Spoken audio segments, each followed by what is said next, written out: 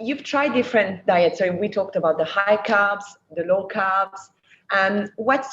Do you think you settled in terms of your eating choice of a diet that you adapt? Have you settled in low carb diet? Are you willing to try any other diet, or you have tried but you really regret having tried?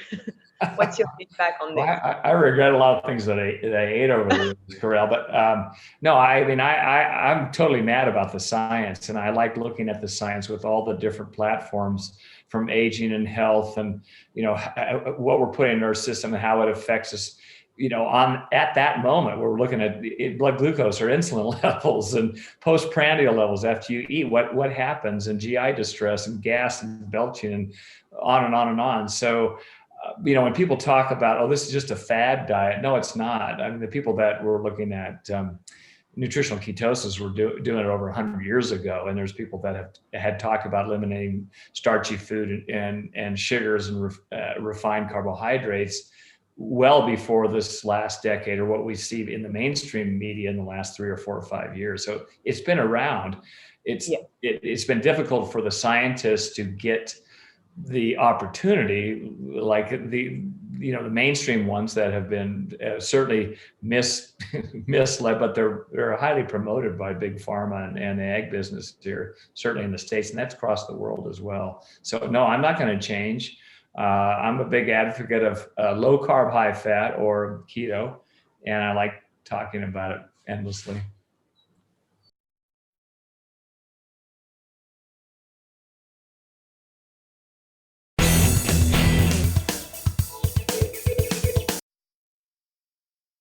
What's one advice you would give to your younger self during your active days? If I could turn the clock back, what advice would I give? Yeah, to yourself. Well, I think what I was just talking about with Karelle, changed my diet around. It was ugly in a lot of ways. And people say, well, you won 6 Ironmans and you're second 3 times. I said, yeah, I could have gone faster, could have been a better athlete. So that's the single biggest thing.